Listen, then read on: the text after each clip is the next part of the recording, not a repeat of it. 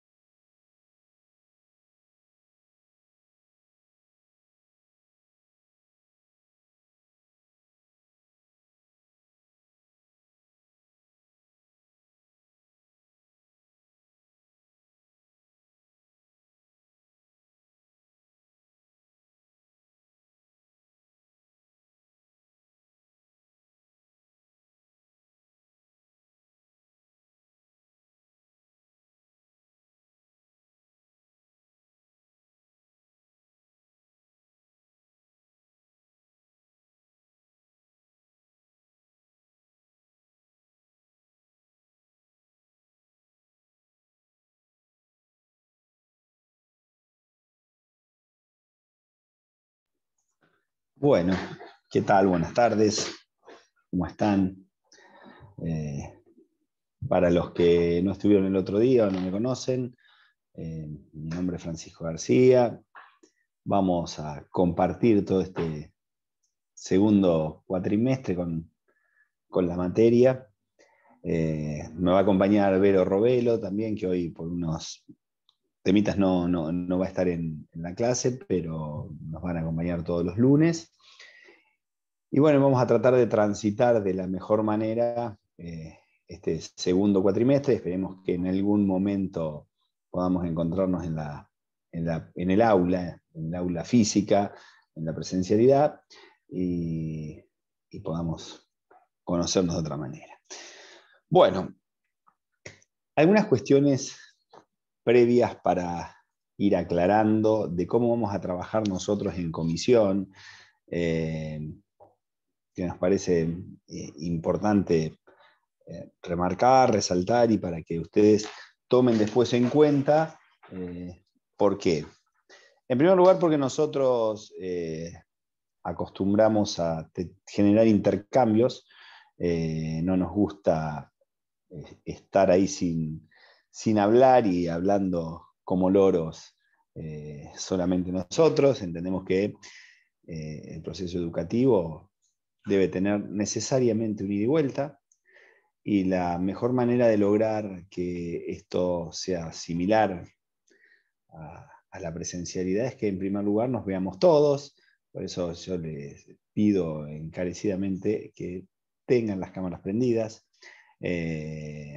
porque es muy difícil hablarle a una pared negra, como es muy difícil también escuchar una pared negra más allá de cualquier rasgo físico que puedan imputarme. ¿Cómo vamos a trabajar? Ustedes verán que por el cronograma nosotros vamos a tener que ir viendo distintas temáticas a lo largo del cuatrimestre. Nuestro mayor deseo es que ustedes lleguen al día de la clase con el tema leído, que si bien es aspiracional, aspiramos también a que tenga una dosis de realidad y logren hacerlo. ¿Por qué? Básicamente por una cuestión de organización de ustedes. El otro día Alfon creo que les marcaba, y la mayoría de los profes, la importancia de que vayan llevando la materia al día, porque claramente es una materia muy extensa. No sé si hay muchos de ustedes que vienen del secundario, del último año de secundario, pero yo siempre le digo a mis alumnos del último año del secundario, acostúmbrense a leer, y me creen que es mentira, me dicen, es mentira, no tienen que leer tanto. Y después cuando algunos los he tenido en la facultad se dan cuenta de que no les miento. Entonces, es una materia muy extensa. Tiene un grado de complejidad terminológica a veces que se dificulta para este año, Pero también tiene un claro objetivo, que es una materia formativa en donde ustedes van a tener que familiarizarse con estos conceptos y con esta forma de visualizar la historia del derecho y la historia constitucional argentina. ¿Qué decirles con relación a esto? Y antes de arrancar, me parece en algo que nosotros hacemos hincapié, que después lo van a ver, porque bueno, en los talleres de lectura también lo vamos a trabajar. La historia es claramente un proceso, del cual todos formamos parte, pero no todo genera situaciones de estudio.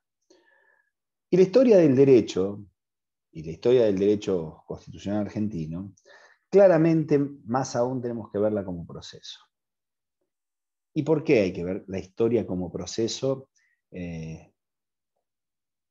Sustancialmente, para que lo entiendan. Porque cada uno de los hechos que nosotros vamos a estudiar a lo largo de esta materia no se desarrollan en un día, sino que son producto de causas, de consecuencias, de modificaciones, de procesos, como les digo, que llevan mucho tiempo de desarrollo. ¿Alguien puede creer que la Revolución de Mayo se efectuó el 25 de mayo de 1810 y nada más? No. Evidentemente tenemos toda una serie de hechos anteriores que son los que van generando ese proceso histórico, que le van dando sentido. Por eso yo les digo la verdad, a mí no me importa que ustedes no se acuerden una fecha, porque la fecha es el punto cúlmine, en algunos casos y en otros no, de ese determinado proceso histórico. Y más aún cuando nosotros estudiamos historia del derecho y de la Constitución y de la Constitución argentina. ¿Y por qué les digo esto? Porque los cambios normativos que nosotros vivimos en nuestro país y en el ámbito del derecho en general, requieren menos aún a veces de saber esa fecha específica.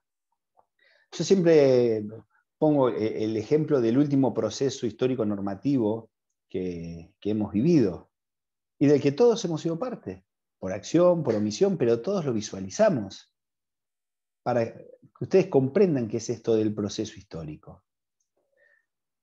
¿Alguien podría imaginar hace 15 años que hoy vamos a tener o iba a haber una ley de interrupción voluntaria del embarazo en Argentina?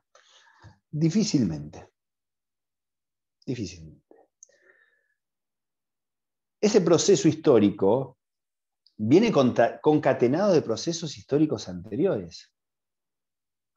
Ese proceso histórico viene concatenado con procesos de igualdad, con procesos que tienen que ver con la primera etapa democrática, como fue, por ejemplo, la ley de divorcio, con un proceso histórico que viene afectando la iglesia, la religión, y que va modificando en las sociedades como la nuestra su influencia. Entonces, la pregunta que yo les hago ¿es importante recordar o que les pregunte qué día se sancionó la ley de interrupción voluntaria del embarazo?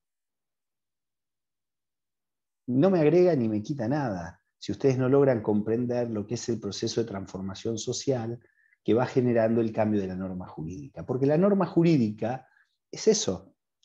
La norma jurídica es producto de un proceso de transformación social.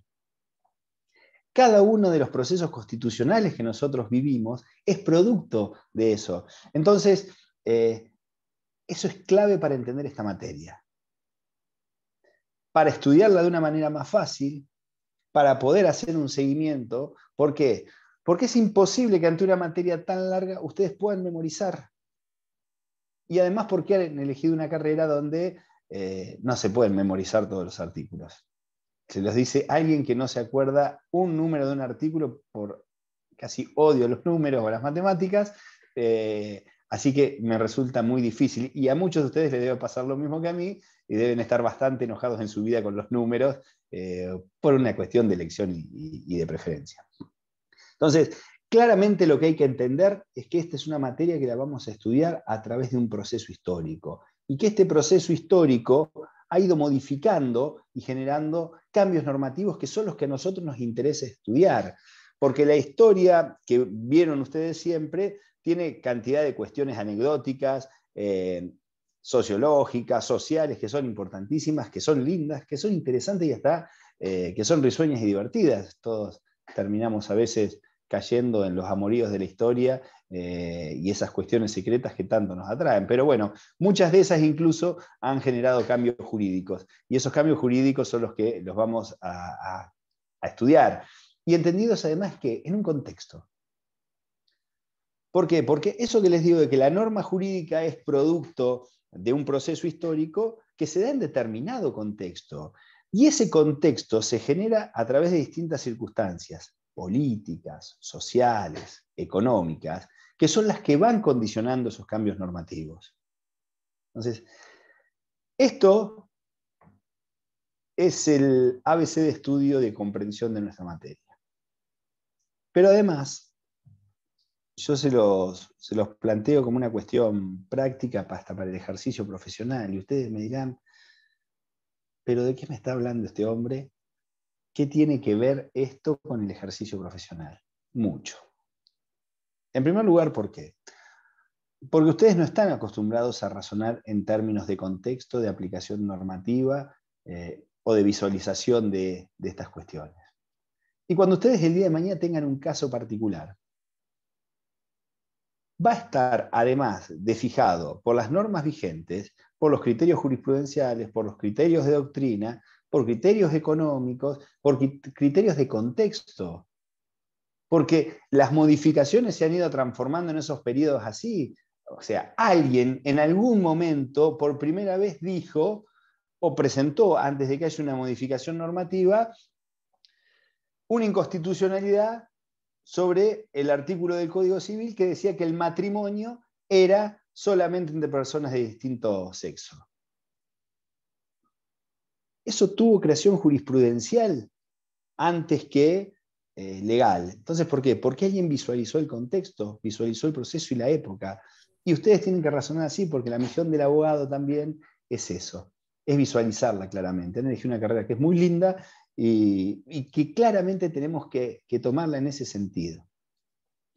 Ahora bien, hoy los voy a perdonar y las voy a perdonar, porque seguramente no leyeron mucho. Pero la idea que nosotros tenemos es que las lecturas que se trabajen, trabajarlas bastante en conjunto. Como todos están acá, todos tienen nombre en cada una de sus camaritas, y yo tengo la posibilidad de mover y ver las distintas pantallas con su nombre, no les extrañe que a partir de la próxima clase les diga, hola tal, ¿qué opinas de este tema? O ¿cómo ves esta cuestión de la lectura? Y les insisto en otra cuestión, porque esto acostumbro a hacerlo, y acostumbraba a hacerlo siempre en el aula, porque este es el espacio de error. Este es el espacio de intercambio. Y además, porque a veces la visión que pueden llegar a tener ustedes puede quitar una duda de un compañero o de una compañera, puede solucionar alguna inquietud de un compañero o una compañera. Entonces, me parece que tiene que ser un espacio claramente interactivo. Yo, en la presencialidad, soy de esos que se les hacía larga la cursada y generalmente terminaba o en el café o en cualquier lado, porque me parece que está bueno intercambiarlo y charlarlo. Entonces, me parece que hay que lograr esto en la virtualidad, que tiene muchas cuestiones que nos separan, pero también muchas que posibilitan que trabajemos de esta manera. Ahora bien, dicho todas estas cuestiones que me parece que son previas, que ya saben más o menos los temas que vamos a hablar hoy por el cronograma, les digo una última cosa antes de arrancar bien de lleno. Sáquense todas las dudas antes. Pregunten. No tengan miedo en preguntar. Acá, en los grupos de WhatsApp, en cada una de las clases, a través del aula virtual, sáquense las dudas. Porque necesariamente tienen que trabajar sacándose las dudas. Porque no es lo mismo estudiar con dudas, porque el conocimiento no se asienta de la misma manera. Entonces, sáquenselas, tengan en claro algo que yo el otro día se los dije en la plenaria. Nosotros tenemos un gran respeto por ustedes y el objetivo de que todos puedan aprobar, sin regalar nada. ¿Mm? Pero me parece que de ese respeto y de ese intercambio es donde tiene que fluir y surgir la producción del conocimiento. Y me parece que eso está bueno para ustedes, básicamente para ustedes. Y lo otro que tienen que tener en claro, prioricen las lecturas obligatorias y algunas cuestiones que están ahí. ¿Por qué? Porque hay mucho material que nosotros lo vamos modificando todos los cuatrimestres. El otro día no sé dónde veía la lectura de Palti, que era un chino, que todos se nos quejaban de Palti, que causó lágrimas, decepciones e intentos frustrados de suicidio. A ver, bueno, nosotros la revisamos, bueno, conseguimos un reemplazo que nos parece que es mucho más amigable y amable, como los que están ahora. Entonces, guarda con el tráfico informativo y de apuntes y demás, porque hay cantidad de cosas que están, desde los resúmenes, hasta en el material que nosotros no usamos más. Es más, muchos resúmenes que andan dando vuelta, que yo tengo la misión siempre de andar revisando por las redes, por todos lados y buscando para controlarlos, están hechos en base a lecturas que no utilizamos más. Porque han cambiado las posturas, porque han cambiado las posiciones y demás. Entonces, eso no es de maestro Ciruela, hincha, de decir, los vamos a estar persiguiendo, fíjense, tengan cuidado con lo que leen y no se pasen apuntes, porque no nos sirve para nada hacer eso y no está en nuestro sentido, sino por el hecho de que prioricen que el tiempo, el material, porque la materia es muy larga, y bueno, y en eso el hecho de desperdiciar tiempo leyendo cosas que están al divino botón, en vez de mejorar su situación, se las complejiza. ¿Cómo aparece el derecho? Es la primera pregunta que nos podemos hacer. ¿A alguien se le ocurre qué es esto de cómo aparece el derecho? ¿Quién se Hola, anima? profe, yo. Lourdes. Sí, buen día. Lo había leído en el material, que el A derecho ver, surge para organizar la vida del hombre, digamos. claramente ese es el primer planteo que nosotros tenemos que entender. El hombre, los primeros asentamientos, surge de la vida en comunidad. Es decir, a partir de la aparición de vida en comunidad del hombre, aparecen los problemas, por así decirlo. Y la necesidad de regular marcos normativos para que esa vida en comunidad pueda estar organizada y pueda llevarse adelante. ¿Cómo se da la aparición de ese primer derecho? Ustedes imagínense que eran comunidades que prácticamente no tenían un lenguaje, que no conocían la escritura, que no tenían, bueno, herramientas. Entonces, las primeras transmisiones y creaciones de derecho se entiende que aparecen a partir de la costumbre y de la transmisión oral. Estas dos cuestiones son centrales en el ámbito del derecho. ¿Y por qué son centrales? Porque la costumbre va a marcar el derecho no solo desde su aparición, hasta hoy en día va a marcar el derecho. ¿Por qué? Porque hay un viejo proverbio que dice que la costumbre hace derecho. Y nosotros vamos a ver que muchos de los cambios normativos, esos que se van produciendo a partir de procesos históricos, tienen que ver con los cambios de costumbre. Entonces, es central entender que los primeros asentamientos y las primeras producciones de derecho fueron de característica costumbrista y a través de la transmisión oral. De ahí que nazca, y nosotros le demos tanta importancia, y que después lo van a ver, por ejemplo, en derecho civil, el derecho consuetudinario. El famoso derecho consuetudinario es el derecho de costumbre. Después tenemos algunas cuestiones. Otra aclaración que les hago, no les voy a dar punto por punto todo lo que está en el material, les voy a ir marcando las cuestiones centrales que nos interesa que refuercen y en todo caso después vamos sacando las dudas. Bien, a partir de ese derecho de costumbre, de los primeros pueblos que se van desarrollando, de las primeras civilizaciones, empieza a haber algo que es sustancial, que empieza a marcar el derecho, y es la religión. La religión va a ser central en todo lo que tiene que ver con la creación del derecho. Y de hecho vamos a ver que todas las sociedades tienen una muy fuerte influencia religiosa en los distintos criterios jurídicos que se van a adaptar en ese sentido. De ahí que hay una pieza jurídica casi por excelencia que aparece, y que nosotros la tenemos adaptada, que generalmente la han aprendido muchos de chiquito, la han escuchado en catequesis, y la tenemos grabada casi como una costumbre y una manda moral, que son los 10 mandamientos. Los 10 mandamientos, cuando Moisés subió, se encontró con Dios y bajó con las tablas escritas, después de varios días que se las escribió Dios con los rayos, lo que bajó es con 10 mandamientos, que es un ordenamiento jurídico. Fíjense algunos de los 10 mandamientos, ¿no?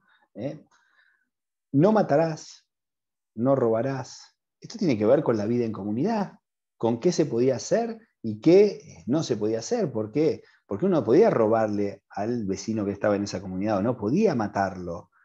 No desearás la mujer de tu prójimo, santificarás las fiestas. A ver, todas cuestiones que en caso de no producirse, ¿qué ocurre? Altera la vida de esa comunidad. Entonces, nosotros encontramos en la antigüedad, con esa aparición de los 10 mandamientos, como una de las normas jurídicas o de las fuentes jurídicas más ancestrales que por ahí podemos marcar y que todas la tenemos arraigada. Esto es muy loco. Yo siempre digo que las fuentes del derecho, por excelencia del derecho occidental, se habla de que es el derecho romano.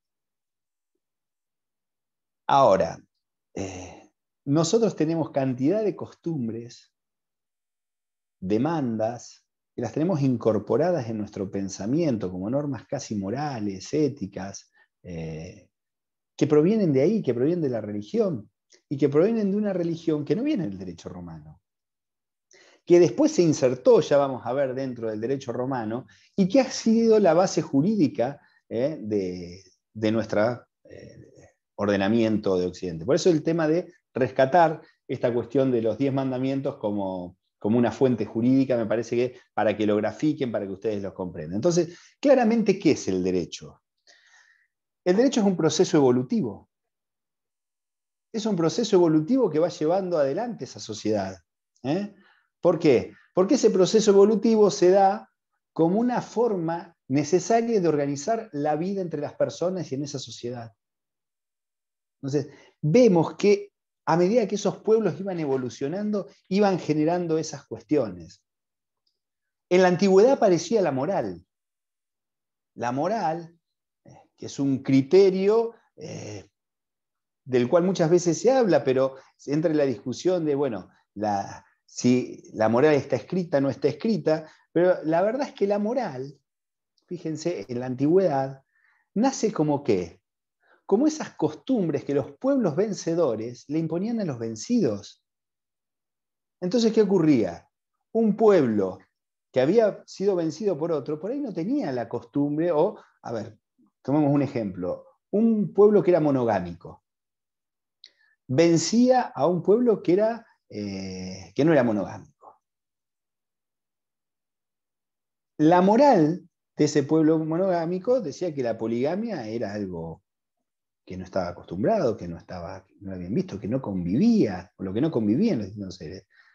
Entonces, la imposición que se da es lo que crea las llamadas normas morales. Tiene que ver con eso. Fíjense cómo ha ido modificándose en ese proceso, desde la visión hasta la palabra, de lo que hoy entendemos nosotros por moral. Y claramente hay una incidencia muy importante de la religión.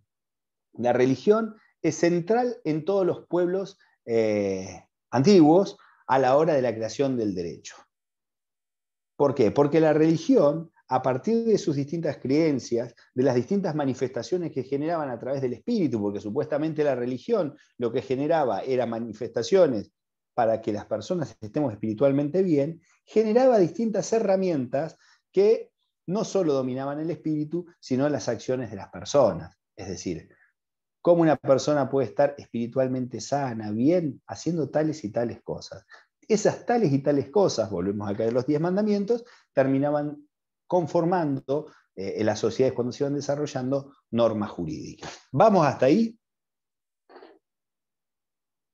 Cualquier Sí. cosa me paran y preguntan, ¿sí? Generalmente se habla, y ustedes lo van a tener en la lectura y que vamos a verlo un poquito después, a lo largo de la historia aparece un primer código, el primero, el famoso código que es el código Hammurabi. El código de Hammurabi, que tiene más de 200 artículos, que es antiquísimo, que formaba parte de los pueblos babilónicos y que tiene que ver con el desarrollo que en etapas se fue dando en esas poblaciones.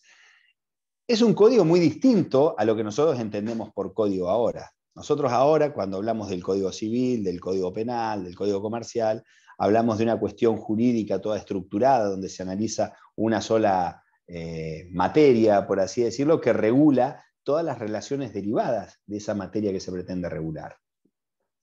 El código de Hammurabi parte de una cuestión bastante distinta y tenía un significado bastante distinto al que nosotros entendemos en la actualidad. Pero claramente lo que tenía ese primer gran código, que tenía más de 282 artículos, era regular todos los aspectos concernientes de la vida humana. Fíjense, esto que les estoy marcando no es un detalle menor, porque hay una interrelación necesaria, obligada, ¿entre qué? Entre el derecho y la vida de las personas. Este código regulaba, ahí se escucha mejor, vayan Sí. avisándome, porque yo estoy en lobería, que es como estar en el lejano oeste a veces, y el internet a veces no anda igual que allá. Tenemos fibra óptica, pero no la misma fibra óptica que tenemos en Mar del Plata. Bien, entonces, claramente lo que hay es una regulación de la vida. El Código Hammurabi además repasaba y pasaba por distintos aspectos de la vida y distintos sentidos de lo que nosotros consideramos de los actuales derechos, es decir, se regulaba los derechos de las personas, derechos que tenían que ver con lo que hoy conocemos como derecho penal, derechos que tenían que ver con lo comercial. Pero vamos a encontrar que ese primer código conocido, hay códigos anteriores, pero el primer código consustanciado conocido como Hammurabi, tenía una diferencia importantísima. Y es que diferenciaba a la hora de la aplicación de las normas e interpretar las normas en los señores, en el pueblo y los esclavos. Claramente lo que encontramos en esta vieja normativa jurídica es una diferenciación de personas que se va a dar en distintos aspectos a lo largo de muchos ordenamientos jurídicos. La diferencia entre el derecho se aplica depende de la casta social a la que vayan perteneciendo.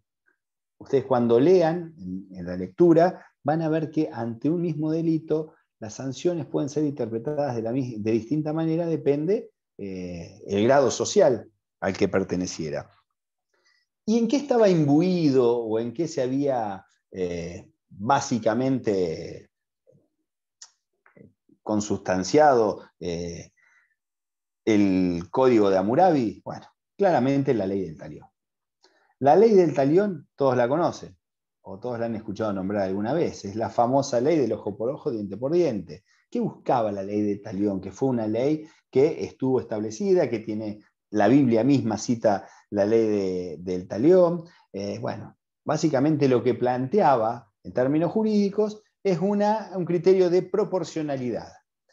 Debía existir una proporcionalidad entre el daño causado y el castigo. Ahí lo que me pregunta Sol con relación a las mujeres.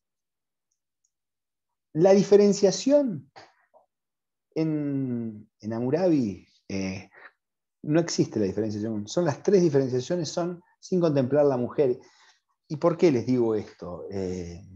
No es una cuestión caprichosa. Nosotros vamos a ver que la aparición de la mujer en algunos pueblos es una irrupción posterior, o han tenido modificaciones. Nosotros vamos a ver, por ejemplo, los egipcios en su momento fue una sociedad matriarcal y después se convirtió en una sociedad patriarcal. De hecho, muchas de las civilizaciones antiguas fueron matriarcales y después se convirtieron en patriarcales. Pero en el caso de Hammurabi, jurídicamente la diferenciación está dada en esos tres sectores: en los señores, en el pueblo y en los esclavos. ¿Bien? Y lo otro que aparece, que es un detalle interesantísimo y un antecedente que nos va a dejar el Código de Hammurabi, es que da a entender, dentro de sus distintas regulaciones, la aparición del principio de presunción de inocencia. ¿Qué es esto del principio de presunción de inocencia? ¿Alguien lo sabe y me lo va a decir?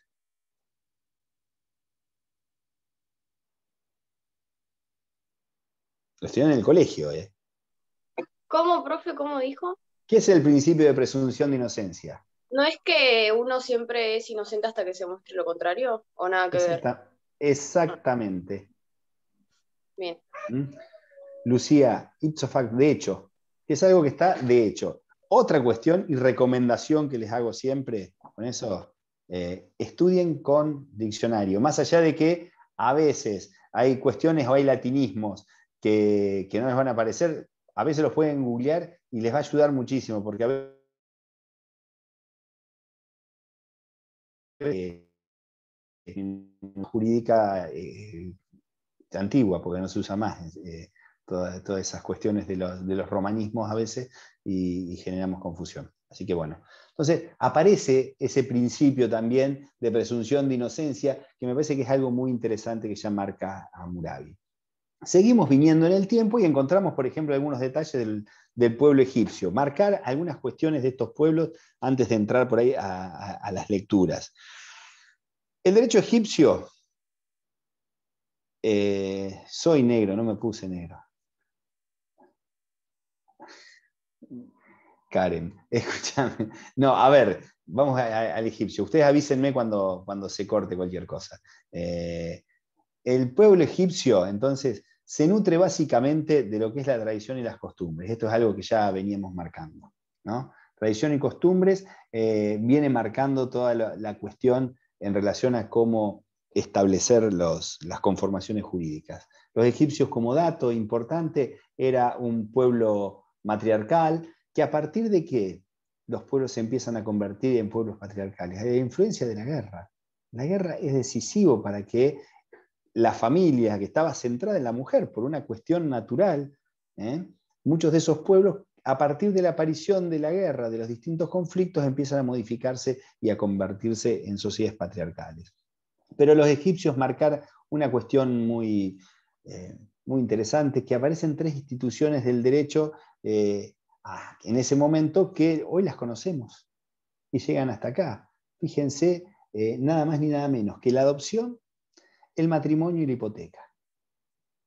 La adopción tenía mucha vinculación además con la guerra, porque era muchas veces el tomar a los hijos de aquellos soldados que morían, y darles una posibilidad de que se criaran en una familia. Bueno, el matrimonio, tenían un matrimonio, es más, estaba hasta permitida la separación, y la hipoteca,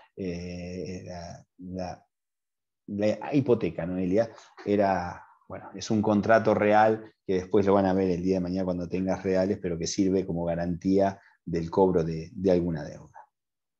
Después tenemos una cuestión ahí para marcar, que estaban los pueblos de la India. Los pueblos de la India, en términos jurídicos, se basan a partir de una sociedad dividida en castas. Fíjense que esto se viene marcando en las sociedades primitivas, la diferenciación en clases sociales, en castas, y vamos a encontrar que hay un texto jurídico ahí que está desarrollado, que es el Manú, que predicaba la desigualdad social.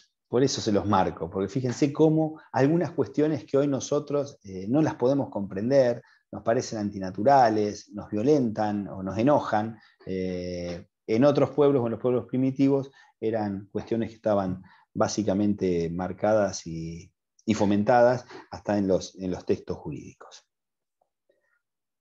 Otro de los pueblos antiguos que tienen gran influencia, claramente, algo dijimos, es el pueblo hebreo.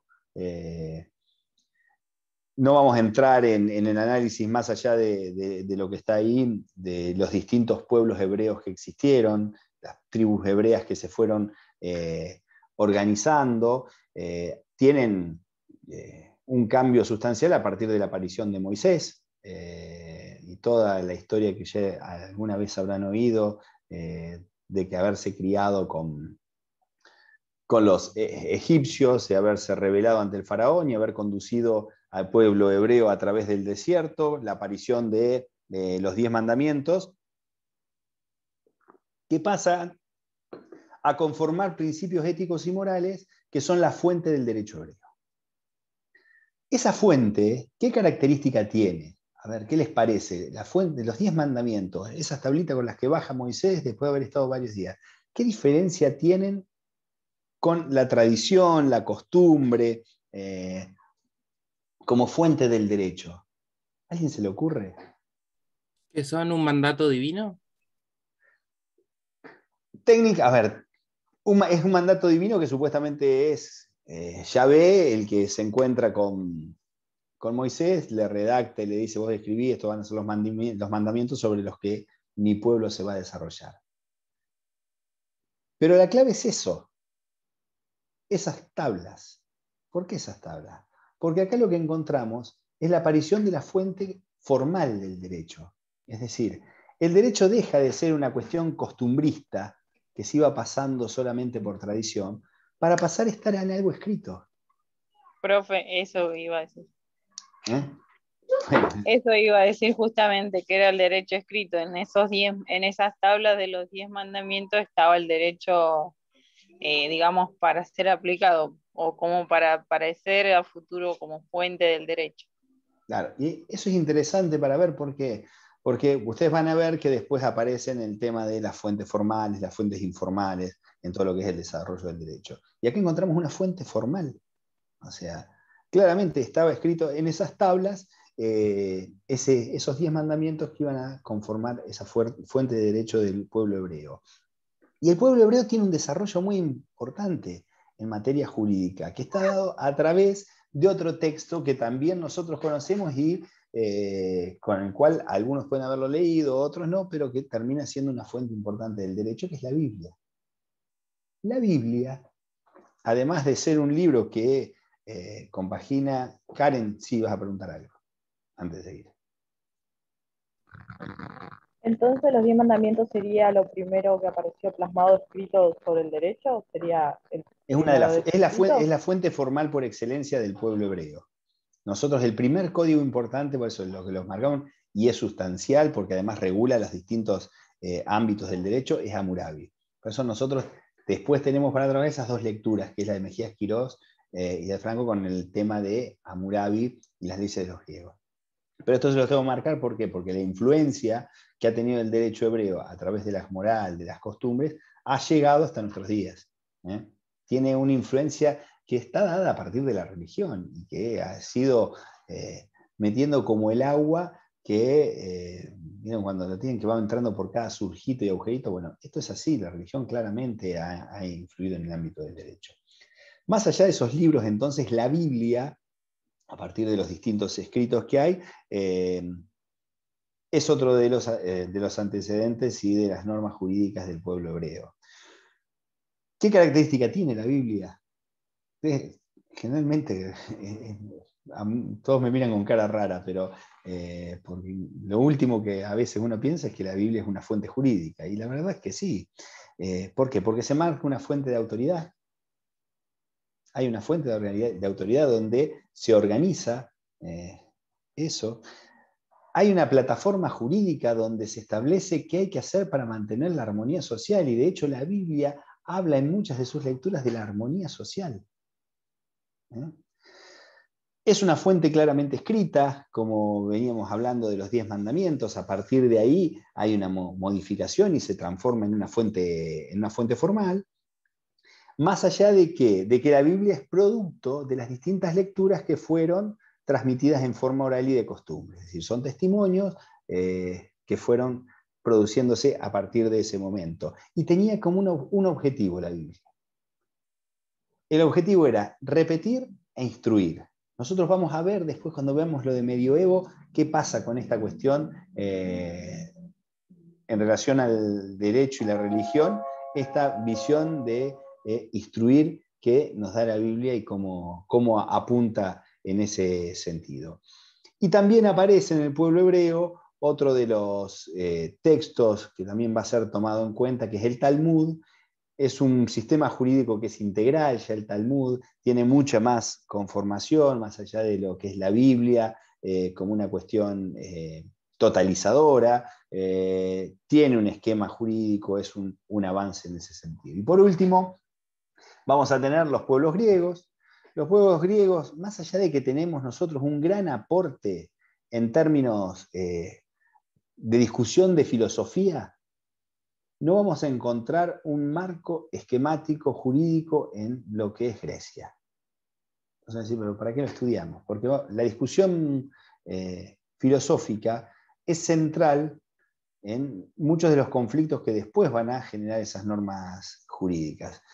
Vamos a encontrar que hay un gran aporte en materia de lo que es el régimen constitucional de las ciudades, obviamente con un criterio constitucional muy distinto al que nosotros comprendemos conformado hoy o que tenemos armadas las constituciones de cada uno de los estados, con las discusiones filosóficas que les venía marcando, y lo que hay que tener en claro es que no era un derecho unificado. ¿Por qué? Porque nosotros teníamos distintas ciudades-estado, esas ciudades-estado cada una tenía su derecho, y vamos a ver como antecedentes algunas cuestiones interesantes que pasan cuando una ciudad-estado va reconociendo a la otra, y van reconociendo los derechos de cada uno de esos ciudadanos y se van conformando redes de derecho. Ahí es donde el derecho griego empieza a evolucionar y a desarrollarse. Y lo último que hay que marcar en relación al derecho griego es el criterio del carácter democrático. ¿Y por qué digo esto? En primer lugar, porque muchos de ustedes seguramente ya lo han visto en derecho político, pero la democracia griega es una democracia muy distinta a la nuestra.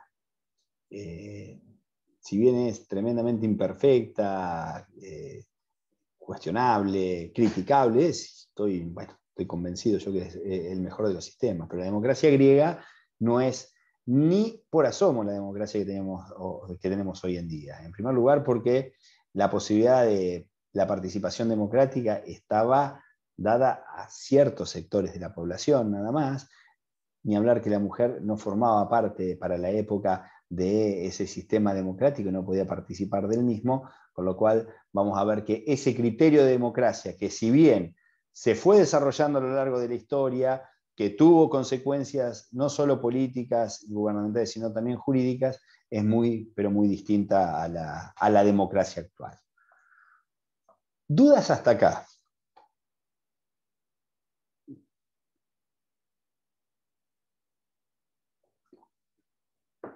El silencio es preocupante. Consulta. Sol, decime. Todo esto último que nombró, que sería el Talmud, el Código de Hammurabi, los 10 Mandamientos, los pueblos romanos y demás, ¿vendrían a ser todos fuentes del derecho? Todas son fuentes de derechos. Todos van surgiendo como fuentes del derecho y lo que vamos viendo es cómo va evolucionando ese derecho. ¿Bien? Bien. Entonces, la idea es que vayan visualizando cómo el derecho, a ver, se va complejizando como se va complejizando la sociedad. Esto es clarísimo. La sociedad, a medida que ese entramado se va complejizando, va el derecho adaptándose, porque también hay una cuestión que vale la pena remarcar, y es que muchas veces el derecho llega posteriormente a los cambios sociales. Termina receptando conductas que en la práctica, por eso lo que les marcaba hoy del derecho consuetudinario es tan importante. Porque a veces el derecho consuetudinario se instala primero que el derecho formal o el derecho positivo. Y esas modificaciones pasan por ahí, ¿bien? Así que es así, la mayoría van marcándose como distintas fuentes. ¿Alguna otra duda? Así después trabajamos juntos.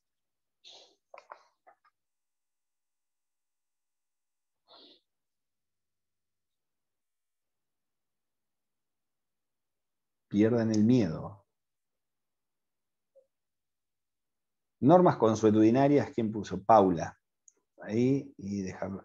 Sí, las normas consuetudinarias, ahí, que tienen que ver con las normas de costumbre, que se van generando a partir de la transmisión oral, entre los distintos integrantes de una población, y que van conformando ese derecho, que lo más probable es que después se transforme en derecho positivo. Bien, esto tenganlo en claro, que hay muchas de las costumbres de este derecho consuetudinario que después se van a ir transformando en derecho positivo. Bueno, Profe, sí. la Biblia no fue al principio hasta 1400 más o menos, que fue una cuestión de costumbre porque era transmitida de forma oral hasta la invención de la imprenta con Gutenberg. Fíjense que primero la Biblia, las primeras apariciones, o sea, la primera impresión de la Biblia que se tiene en memoria sí son desde el año 1700. Lo que sí, a ver, la imprenta lo que facilita es la reproducción. Lo que nosotros encontramos escritura anteriormente, Matías. Fíjate que lo que pasa es que encontramos escritura muy distinta a la que, a formas de escritura de las que conocemos de ahí. Actualmente los egipcios tenían escrituras, por eso tenían los escribas y desarrollaban esas cosas. Los pueblos hebreos también escribían en papiros, en tablas, todas esas cuestiones tienen que ver. Lo que la imprenta genera como es la posibilidad de reproducción. Fíjense, por eso, la primera reproducción de las Biblias es a partir de 1700, 1712, creo que era en esa época. Pero anteriormente no nos olvidemos un detalle con el tema de la Biblia. Todas esas escrituras fueron seleccionadas por alguien. Hay más escrituras de profetas, no solamente las que forman parte de la Biblia, pero hubo un criterio, o sea, la religión toma un criterio, la organización de la iglesia, vamos a ver que tiene influencia en eso. A partir de ese criterio, empieza a difundírselo en forma oral, de tradición. Por eso vamos a ver después en la aparición del derecho medieval cómo la iglesia busca compilar todas esas cuestiones y fijar criterios. Porque no era el mismo criterio el que iba a tener el obispo de Mar del Plata, por decir algo, que un obispo que estuviera en Brasil. Entonces, las interpretaciones de las normas habían generado en un momento que la religión se desperdigara. Entonces, es interesantísimo verlo eso, pero bueno, entender que la escritura estaba a partir de distintas maneras, a partir de jeroglíficos en otros, pero fíjense que, por ejemplo, el código de Hammurabi es un código que tiene una escritura totalmente distinta a la que conocemos hoy en día. ¿Alguna consulta más? ¿U opinión? Ese es otro tema, que yo soy muy clarito. Opinen. Nosotros tenemos formamos parte de una cátedra que es libre, pero además pertenecemos a un sistema universitario en el cual la opinión me parece que es la base sustancial y fundamental de la educación. La educación yo creo que tiene como función determinante crear seres libres. Entonces, ¿podemos opinar en todo igual? No. ¿Podemos disentir? Seguramente, y vamos a disentir mucho. Y además es importante que lo hagan. Con respeto y fundamento todo. Siempre hay marco para esa situación. Así que, ¿alguna duda más con respecto a todo esto? Profe, el código de Hammurabi lo vamos a ver más completo. No, lo tenemos que saber de memoria. Es una cuestión... memoria. No, mentira. A ver, señor, vamos a entrar ahora en la lectura de Hammurabi básicamente por eso. Ahí Paula pregunta, ¿la base del derecho se inició en Roma? A ver, Paula, que no sé dónde estás. Nosotros, el derecho occidental, históricamente, se dice que la principal fuente es la romana. ¿Por qué? Porque la característica que nosotros vamos a encontrar en el derecho romano es por primera vez una organización jurídica, un método de estudio del derecho, que va a ser algo fundamental, va a aparecer el método para estudiar el derecho. Entonces, nosotros vamos a encontrar que además de la regulación de los distintos sectores, que a la aparición de distintas maneras, va a haber un método de cómo instrumentar ese derecho, cómo fijarlo. Por eso se habla de que Roma es la madre del derecho, especialmente del derecho occidental que nosotros vimos. ¿Por qué? Porque es el derecho positivo, y el derecho romano hace mucho hincapié en la aparición de la codificación, en una codificación muchísimo más desarrollada que esto de Hammurabi. Esto de Hammurabi es nada a lo que es la codificación romana. Entonces, nosotros vamos a ver que eso tiene incidencia claramente en lo que es el sistema occidental, y por ahí no tanto en el anglosajón. El sistema anglosajón, ustedes lo van a ver, es un sistema que se sustenta en los antecedentes, en la casuística, va a pasar por ahí. Ahora bien, no nos olvidemos que todo el derecho positivo también nace de la costumbre y la tradición. Entonces, a veces cuando se habla de Roma como la madre de todo el derecho, se termina pecando y dejando de lado a estas cuestiones de derechos de distintas civilizaciones que no fueron menores, que si no, no las veríamos, y que además formaron parte de ¿qué? De esa evolución de la civilización y del derecho. No se puede concebir el derecho romano si nosotros antes no hubiéramos tenido otros ámbitos de derecho que hubieran generado las bases sociales para que ese derecho romano después se implantara. ¿Bien? ¿Alguien más?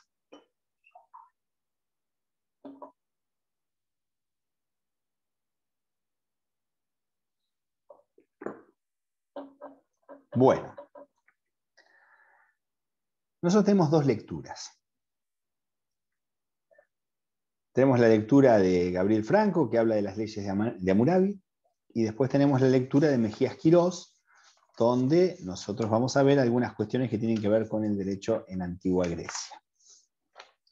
Cuestiones a marcarles, me parece que es importante. En primer lugar, cuando ustedes toman esa lectura, van a encontrar que la primera parte hay todo un desarrollo de cómo se descubre el Código de Hammurabi, las excavaciones, qué pasó, quién fue el rey que toma la decisión política de instrumentar y crear este código, y nos va marcando las partes de ese código. O sea, nos vamos a encontrar, fíjese una cosa, este Código de Hammurabi habla y tiene plasmado un preámbulo.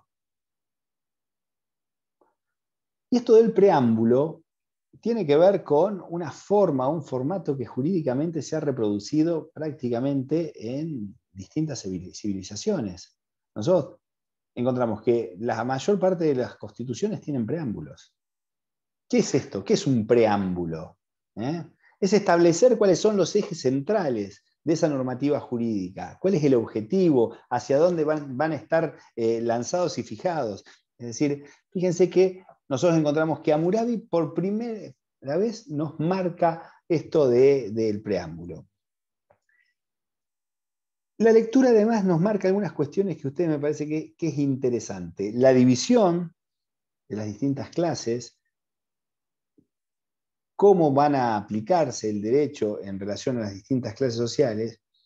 Y ahí yo marqué algo que me parecía que era importante analizarlo. Dice, fíjense, dice, las sesiones relativas a las penas y delitos en el Código de Hammurabi están inspiradas en la ley del talión. Primer referencia que tenemos entonces y antecedente del Código de Hammurabi, la ley del talión. Pero, dice, en este cuerpo legal se reconoce el principio de que únicamente el titular de la justicia es el Estado. Esto es fundamental en el Código de Hammurabi. ¿Por qué es fundamental? ¿Por qué les parece que es fundamental esto de la irrupción del Estado como quien ejerce la justicia? ¿Por qué les parece? Alguien que se anime. Y porque de lo contrario, cualquier persona, o sea, cualquier ciudadano que, no sé, un vecino le roba, va y le roba de nuevo, o, no sé, toma por sus propios medios la justicia. Antonelli, vas a decir algo. No, sí, casi lo mismo como para, no sé, en esa época, creo yo, erradicando lo que era la justicia por mano propia. Que yo creo que se acostumbraría. Macarena levantó la mano. Maca. Profe, porque actuaría como regulador de la sociedad. Acá hay dos cuestiones que son importantes y que ustedes las marcan. En primer lugar, que la ley del talión, lo que, si bien garantizaba, como lo vimos hoy, el tema de la retribución de la justicia, es decir, tenía un criterio de justicia retributiva, de que buscaba ese daño que se hubiera producido, subsanarlo, produciendo un daño de igual calidad. Lo que era muy difícil era de mensurar esta cuestión. ¿Por qué? Porque claramente tiene criterios subjetivos. A tal punto es subjetivo esto, que la misma frase que define la ley del talión, el ojo por ojo, el diente por diente, y todo depende de la importancia que le dé cada uno a su ojo, cada uno a su diente. Entonces, lo que generaba esto era crisis social. No había posibilidad de mantener armonizado esto sin un tercero que interviniera. Por eso es interesante lo que nos plantea Hammurabi con la irrupción del Estado como ente articulador. Un Estado, a ver chicos, chicas, el concepto de Estado no es el concepto de Estado que nosotros vamos a ver que se desarrolla después con la aparición de los Estados nacionales, que es el que seguramente vieron en derecho político. Estado como una entidad primaria que está dado generalmente por un rey, un emperador o quien dominaba en el territorio y articulaba en cierta manera, o las personas a quien todos respetaban. ¿Bien? Pero esa es la importancia. Aparece entonces el Estado articulando todas estas cuestiones. Noelia, ¿qué me vas a decir? Ahí está. Profe, tengo una pregunta. De la ley del talión, que es ojo por ojo, diente por diente, pero a la vez el código Hammurabi, perdón, se escucha mi bebé. Nos pasa. Que dice que, o sea, las normas son diferentes entre los señores, el pueblo y los esclavos. ¿Tenía diferente valor el ojo y el diente si era de un esclavo o si era de un señor? Diría una frase que es muy de pueblo y no se puede decir acá, pero la verdad es que depende, las personas o las castas son los azotes o las sanciones, como así también el valor. Desgraciadamente la vida de las personas no era la misma, ni tenía el mismo valor. ¿Por qué? Porque las diferencias sociales marcaban eso, y las distintas castas marcaban eso. Por eso las sanciones eran distintas. Y fíjense, algo que dice, la misma frase después les dice, la crudeza de la terrible sanción que reclama ojo por ojo y diente por diente, se mitigaba a veces con prestaciones pecuniarias y otras se agrava cuando hace recaer la penalidad en persona ajena al causante, aunque unida a este por vínculos de familia. Dos cuestiones que aparecen acá en Hammurabi es la posibilidad de que las sanciones, que eran en términos personales, de agresiones físicas, muertes y demás, u otro tipo de sanciones, pudieran cubrirse pecuniariamente, es decir, que se pudiera pagar. Este es el antecedente, ¿saben de qué? Del daño y perjuicio. Del daño, de pagar patrimonialmente desde una vida a una lesión y demás. Esto nos aparece en Hammurabi, pero además aparecen los agravamientos. ¿Por qué? Porque en la sociedad empiezan a respetarse y verse los entramados familiares. Entonces, no es lo mismo que yo mate a Lucía que la mate el hermano. No es lo mismo, es distinto. El grado de la pena claramente va a ser distinto.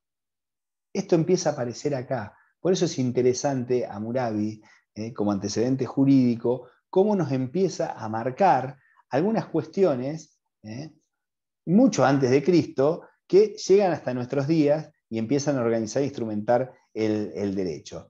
¿Qué nos marca también, y es importante destacar en la lectura? La aparición de algunas cuestiones que, por eso lo que hoy decía Matías, fíjate Matías, esto que no es un tema menor. En el Código Hammurabi se planteaba que los contratos debían ser por escrito y ante testigos. Esto es una cuestión que el Código Civil de Vélez Arfiel lo establecía, ¿no? Pero estamos hablando de miles de años antes de Cristo, donde se establecía que un contrato debía firmarse. Y además, como no existía la figura de la certificación pública, que hoy nos dan los escribanos o cualquier validez, se debía hacer ante testigos. Esta situación, por ejemplo, en nuestro país, duró hasta el año 2015, donde se modifica el Código Civil, donde una posibilidad de realizar y de acreditar la verosimilitud de determinados contratos era a partir de los testigos. Fíjense desde dónde viene. Por eso es interesante analizar a Hammurabi, que en su lenguaje, en lo que iba escrito en las distintas tablillas, nos iba encontrando y marcando algunas cuestiones que son antecedentes fundamentales. Otras de las secciones de este código regulan también todo lo que tiene que ver con la propiedad, con cómo es el funcionamiento de las cosas muebles, de las cosas inmuebles, diferencia lo que es la propiedad de los esclavos de la propiedad pública. Acá volvemos a encontrar claramente que hay una diferenciación en esas cuestiones. Prácticamente ahí en el código aparece, los esclavos y sus propiedades prácticamente son públicos y son de todo el mundo. Van a poder encontrar que en la lectura se desarrolla algo que está relacionado a las obligaciones, al derecho de familia, que eso está todo claramente contestado. Después van a tener todos los artículos. Y ustedes me van a decir, ¿y los tenemos que saber? Y no los tienen que saber. Lo que sí tienen que saber interpretarlos. ¿Y por qué les digo esto?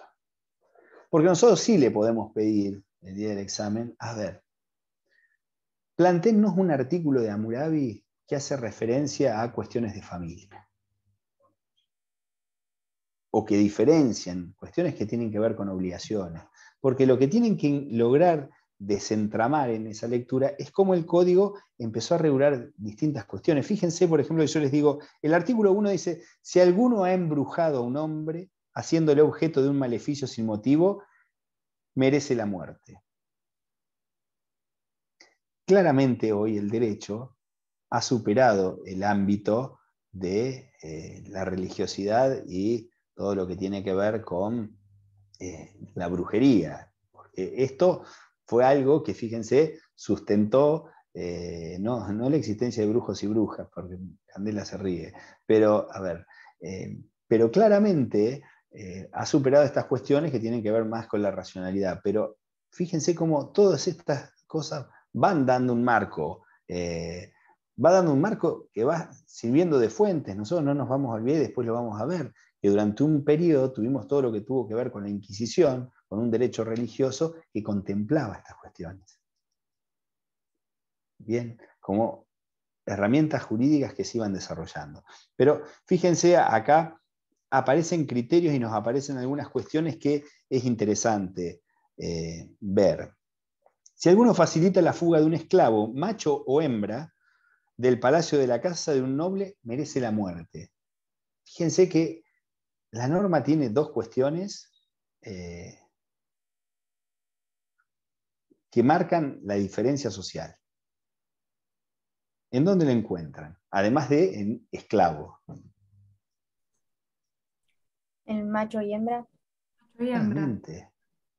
Hace referencia al esclavo como un macho y hembra, como si fueran, o sea, como cualquier animal. El criterio animal. ¿Bien?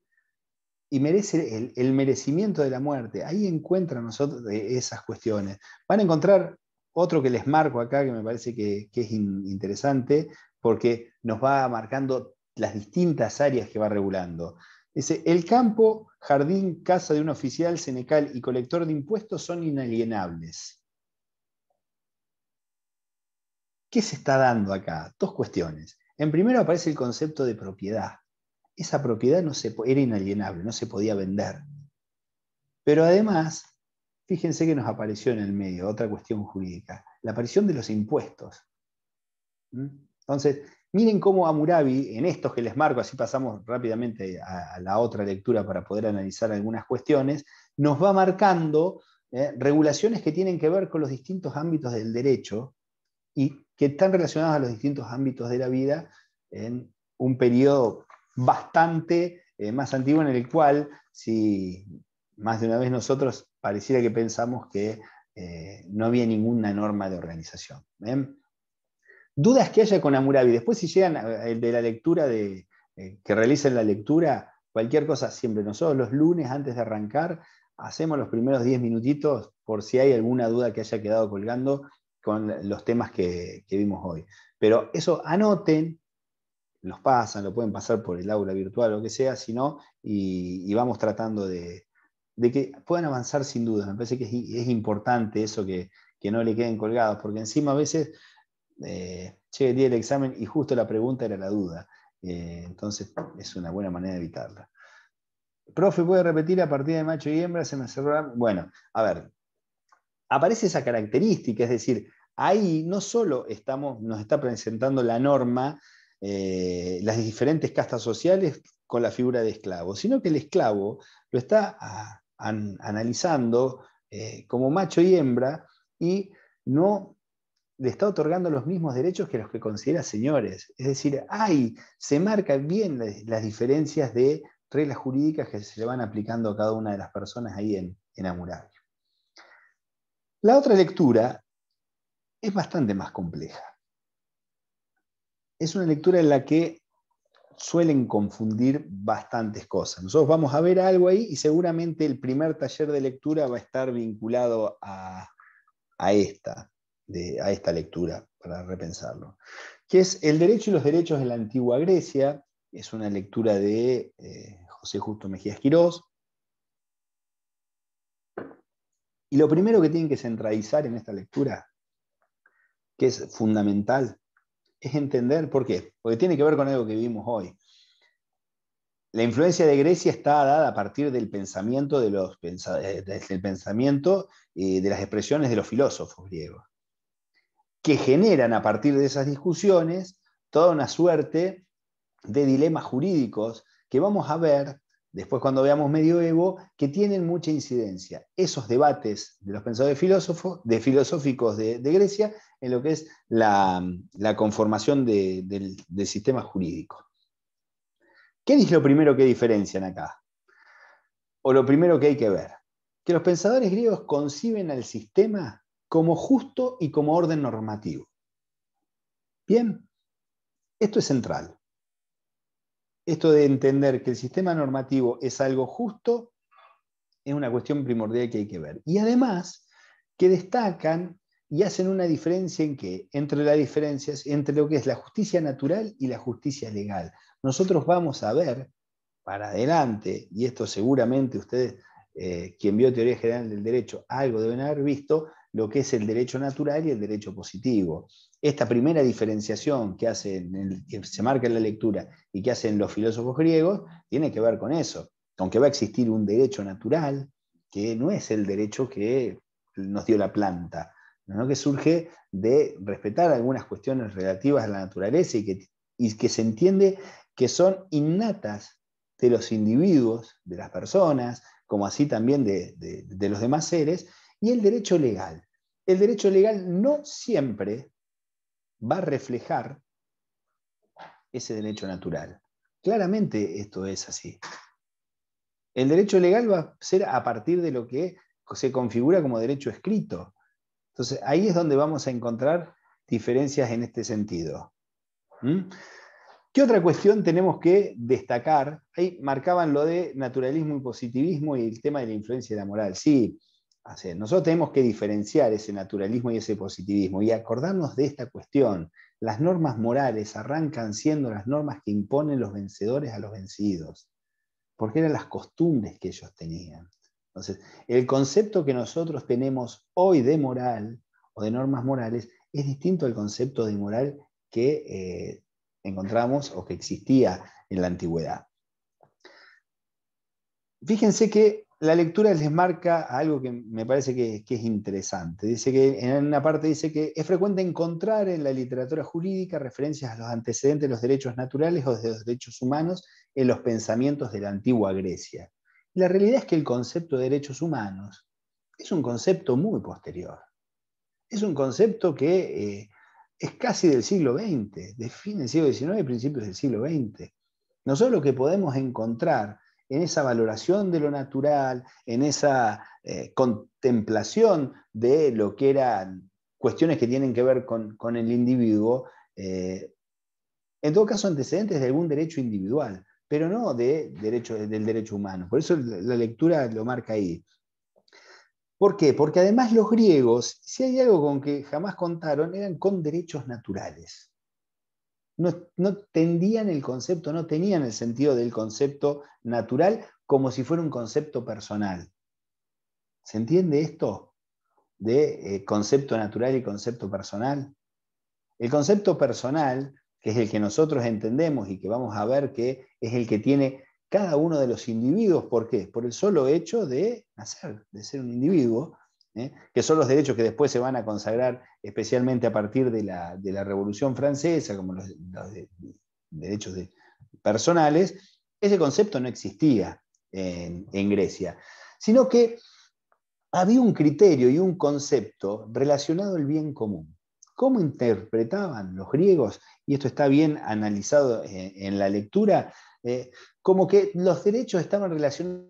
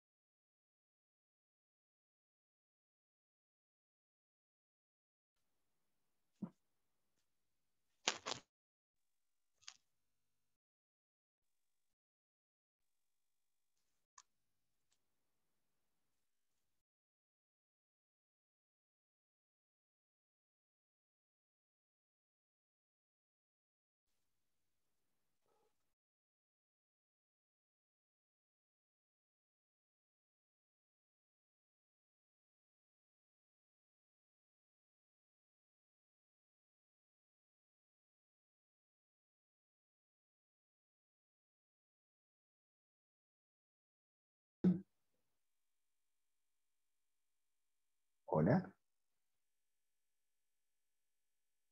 Se escucha, Bien. se escucha. Hola. Ahí estoy, ya no me veo más negro. Bueno, vieron lo que les decía yo del lejano oeste. Entonces, no sé hasta dónde llegamos, pero claramente había un concepto de derecho como una cuestión comunitaria. Los griegos nunca situaron al individuo como epicentro del derecho. Esto en la lectura está marcado. Es decir,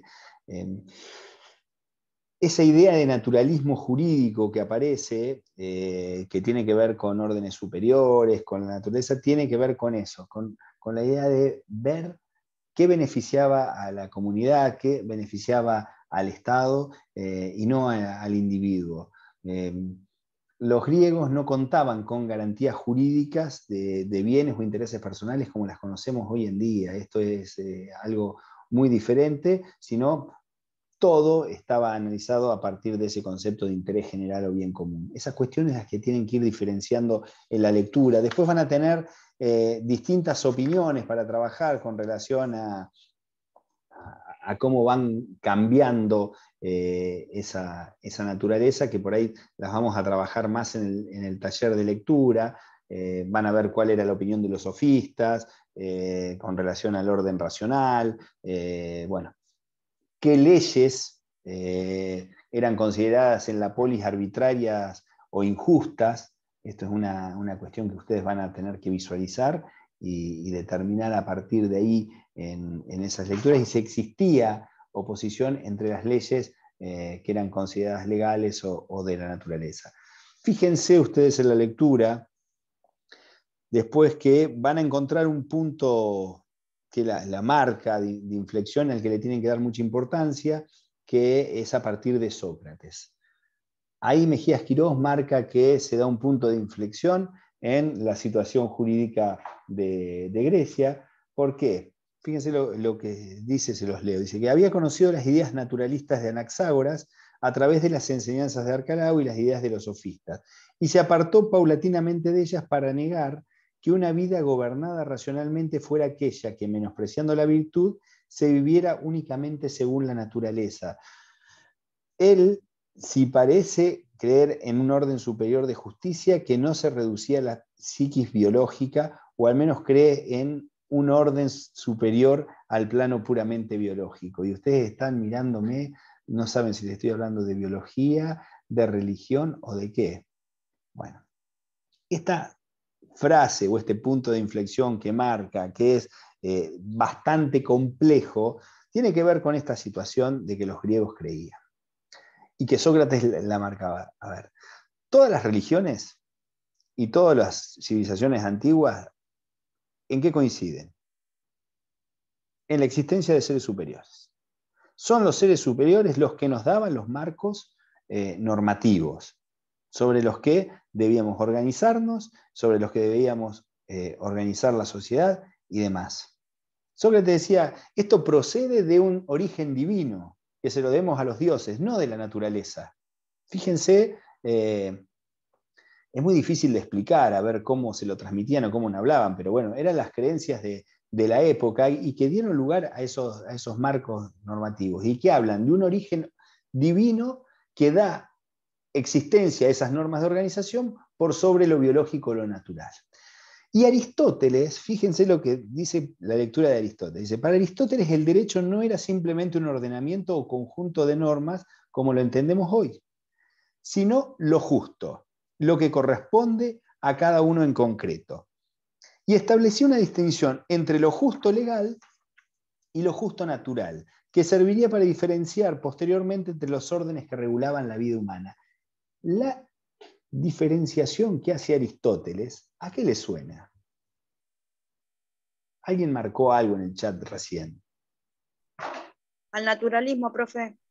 Claramente empiezan a aparecer conceptos acá y a diferenciarse esto de lo natural, de lo positivo, más allá de la interpretación del derecho como lo justo, como eso que un origen divino se lo dictó a un gobernante y que estableció que va a ser la forma de vida. Más allá de eso, empieza a diferenciarse esa cuestión. Y es interesante cómo lo van marcando. Bajo lo natural, lo biológico, se definía la capacidad, claramente, Anto.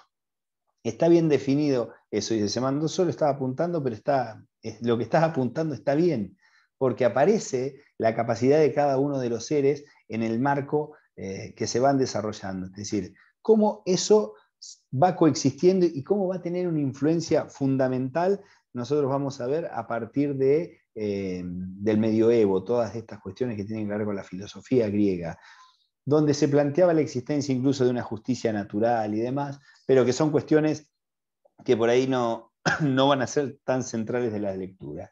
Lo último que tienen que centralizar fuertemente en esta lectura es cómo se visualizan los derechos en el pensamiento griego. Y ahí van a tener que identificar la primer parte de esa lectura, que dice algo que es clarito. Dice que aunque se fuera perfilando poco a poco entre los griegos la idea de un orden jurídico natural y otro positivo, en ningún momento aparece en los textos esta cuestión de derecho individual. Fíjense que volvemos con este tema de los derechos individuales. No hay concepto ni derecho individual ni derecho subjetivo. ¿Por qué? Porque más allá de que la razón es sustancial en este periodo, se sigue sosteniendo una idea de bien común para la organización de la polis. Todos los derechos estaban por sobre la individualidad, es decir, porque el conjunto estaba por sobre la individualidad de cada uno de los integrantes. Incluso en el ámbito del derecho. Fíjense que hoy esto resultaría casi inadmisible. ¿Por qué? Porque los derechos individuales son derechos prácticamente sagrados, que ninguno de nosotros osaría discutir. Y que todos los derechos al bien común o todos los derechos colectivos deben contemplar a veces esas colisiones que se dan entre derecho individual y bien común, pero deben respetarlas. Fíjense que los griegos acá planteaban que esos derechos individuales no protegían determinadas libertades. Si bien había algunos derechos, no había determinadas libertades ni facultades de obrar. ¿Por qué? Porque siempre estaba el derecho del bien común que estaba por sobre estas cuestiones. Es una lectura difícil, que la van a tener que rayar bastante y marcar bastante para tratar de sacarse las dudas que tengan al respecto. Pero bueno, son las dos lecturas que van a definir estas cuestiones. Nosotros centralizamos mucho los exámenes sobre las lecturas. La guía les va a dar todo el contexto para interpretar muchas de estas cuestiones, por eso fuimos hablando todo el contexto general antes, y por eso les he marcado cuáles son los puntos más importantes en cada una de las lecturas que ustedes tienen que entender. Y lo de Grecia me parece que es lo más importante, y tener en claro, y se los repetí no sé cuántas veces, pero el hecho de que no existía el tema de la individualidad y diferenciarlo con el bien común, así como lo repetiste, tal cual. Porque sinceramente, esa cuestión es central y diferencia cómo se va dando el derecho normativo en esa época, con cómo lo entendemos ahora. Dudas y preguntas que tengan al respecto de esto.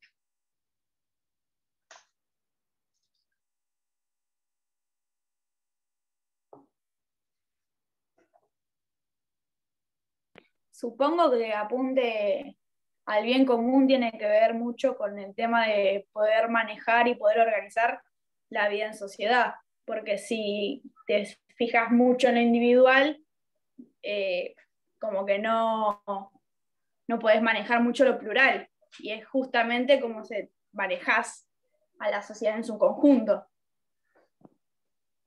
A ver, es interesante lo que plantea Lucía.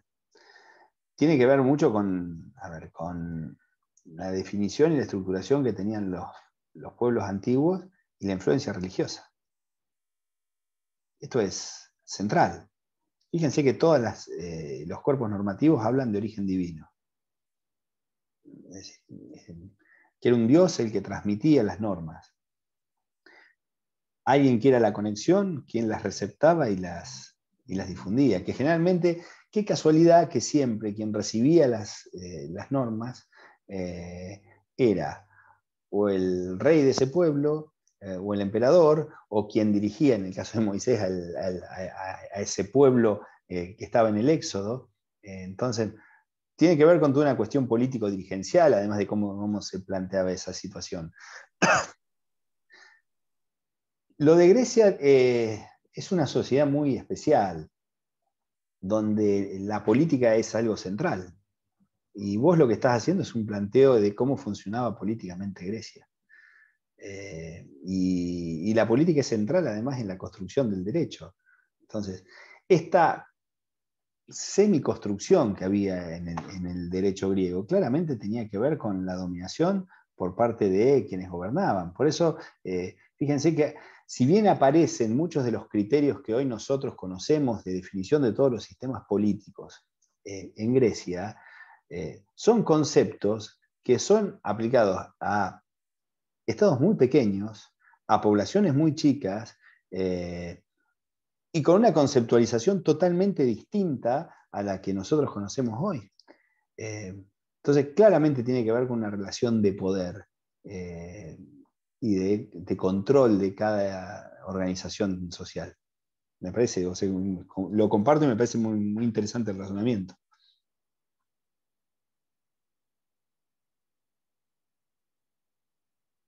¿Hasta qué hora van a durar las clases de los lunes? Hasta que terminemos. No, mentira. Nosotros tenemos el Zoom, nos da la facultad, tenemos siempre hasta las 3, creo que está estipulado. Depende de las temáticas que tengamos con Vero, a veces llegamos mejor y a veces se nos complica más porque son temas muy largos, pero de hecho veníamos trabajándolo esto de contextualizar y trabajar apuntando mucho las lecturas para que les sirva a ustedes la cuestión. Nunca vamos a tratar de pasar las 3 de la tarde, eso quédense tranquilos. ¿Alguien más? Yo no sé si quedarme contento o preocupado. Porque el silencio significa varias cosas en términos jurídicos también. A veces es señal de asentimiento, con lo cual, si yo le digo no entendieron nada y ustedes hacen silencio, están asintiendo que no entendieron nada, con lo cual me tengo que replantear claramente todo lo que he dado. Y en otros casos, el silencio significa lo contrario. Nosotros les vamos a pedir en esto que nos marquen, que nos corrijan, que planteen todos los puntos en los cuales ustedes tengan dudas, básicamente porque el sentido de este espacio es que a ustedes les sirva. Y si quedan dudas o cuestiones oscuras y a ustedes no les sirve, termina generando una situación que a nosotros no nos gusta. Nosotros estamos para tratar de ayudar y de darles las herramientas para que ustedes puedan estudiar mucho mejor. Así que, si no hay dudas, consultas, preguntas, sugerencias con respecto a este tema o de la materia, nos vemos el lunes que viene. Seguramente ya la semana que viene vamos a arrancar con los talleres de lectura con los chicos, que yo se los recontra recomiendo. No por el hecho de estar ahí, sino primero porque los ayudantes de alumnos hacen un laburo interesantísimo. Nosotros lo procesamos antes de arrancar siempre el taller, pero además visualizan cosas a veces que nosotros las damos por entendidas o por hechas y se nos pasan por alto. Lucía, sí. ¿Ya se estableció horario para el martes que viene? Del taller no, todavía no, pero seguramente va a ser 9:45. Bueno, muchas gracias.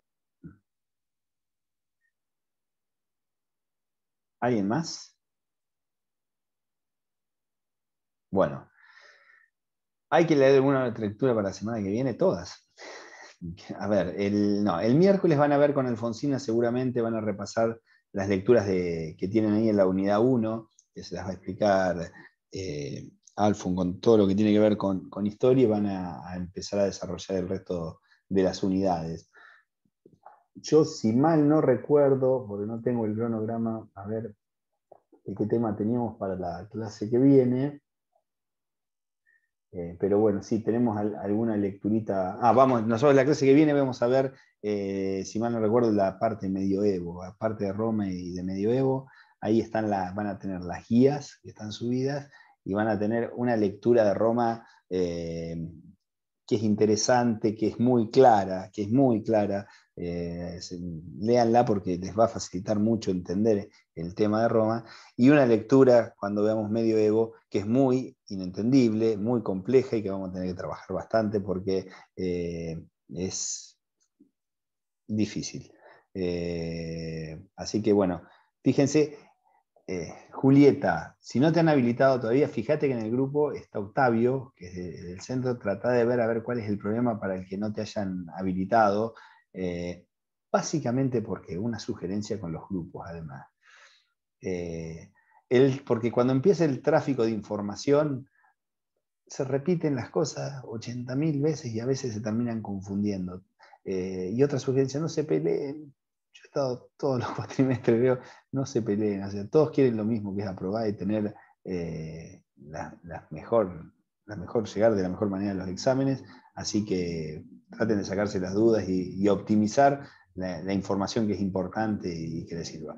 Y les vuelvo a insistir, cuando haya dudas, a sacárselas, no se queden con nada dando vueltas, ¿sí? Nos vemos la semana que viene, a veces alguna plenaria me van a ver los miércoles también, pero si no, nos vemos el lunes.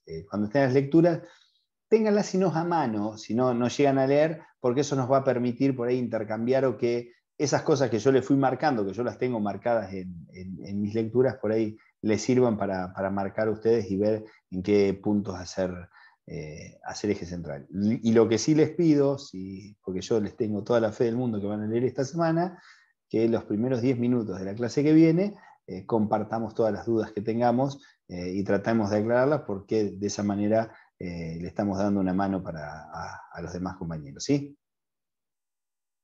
Nos vemos la semana que viene. Que tengan linda semana. Hasta luego, muchas gracias. Hasta luego, profe, gracias. Buenas tardes.